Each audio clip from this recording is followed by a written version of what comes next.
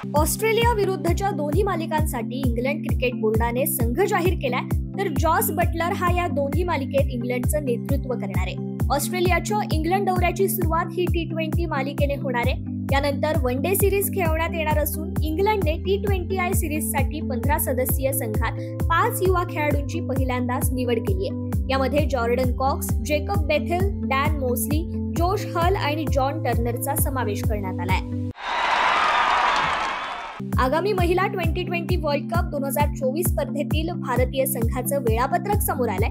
बांगलादेशमधील अस्थिर वातावरण लक्षात घेता ही स्पर्धा संयुक्त अरब अमिराती इथे हलवण्यात आली आहे आणि 3 ते 20 ऑक्टोबर दरम्यान होणाऱ्या या स्पर्धेचे आयोजक बांगलादेश क्रिकेट बोर्डच असणार आहे. मात्र 6 ऑक्टोबर रोजी रविवारी भारत विरुद्ध पाकिस्तान यांच्यात दुबई इथे सामना होणार आहे.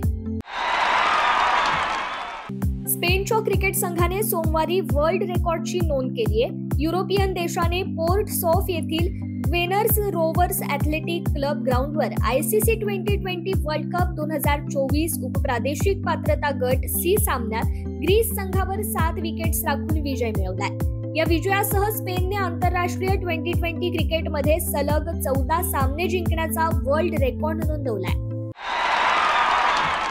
पुण्यातील 11 वर्षीय अभिर जाधव या विद्यार्थ्याची इंग्लंडमध्ये होणाऱ्या प्रतिष्ठित मीना कप फुटबॉल स्पर्धेसाठी निवड झाली आहे. चेन्नईन FC या भारतातील प्रसिद्ध फुटबॉल क्लबने त्याला वर्षभरासाठी करारबद्ध केलाय.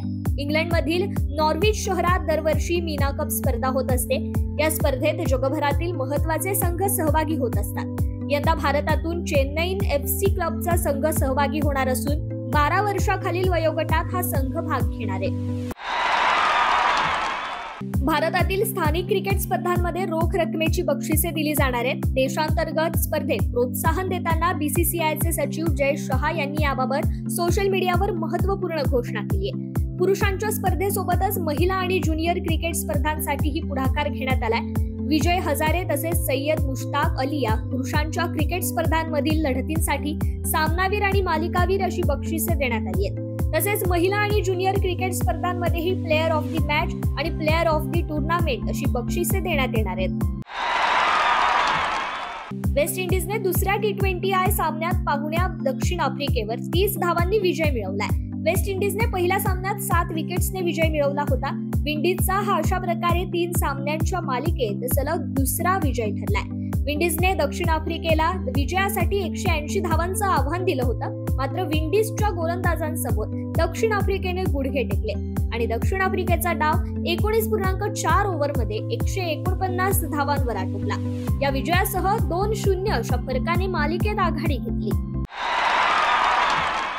कसोटी कारकीर्द पुनरुज्जीवित करण्यासाठी प्रयत्नशील असलेल्या सूर्यकुमार यादव आणि श्रेयस अय्यर या मुंबईच्या फलंदाजांचे आजपासून सुरू होणाऱ्या बुचीबाबू करंडक स्पर्धेतील तमिळनाडू एकादश विरुद्धच्या सामन्यात दमदार कामगिरीचं लक्ष असेल. या दोघांसह कर्णधार सरफराज खानच्या कामगिरीवर चाहत्यांची नजर असणार आहे. मात्र तमिळनाडूच्या संघात कर्णधार साई किशोर, बाब इंद्रजीत आणि प्रदोष पॉल यांसारख्या त्यांच्या आघाडीच्या खेळाडूंचा समावेश असल्याने हा सामना चुरशीचा होणं अपेक्षित आहे.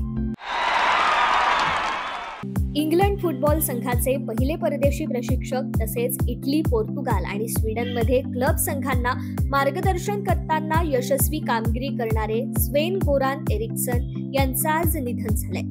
मायदेशात स्वेनिस या नावाने प्रचलित असलेल्या एरिक्सन यांना वयाच्या 27व्या वर्षीच फुटबॉल खेळण्यातून निवृत्ती घ्यावी लागली होती. मात्र त्यानंतर प्रशिक्षक म्हणून त्यांनी यशस्वी कारकीर्द घडवली.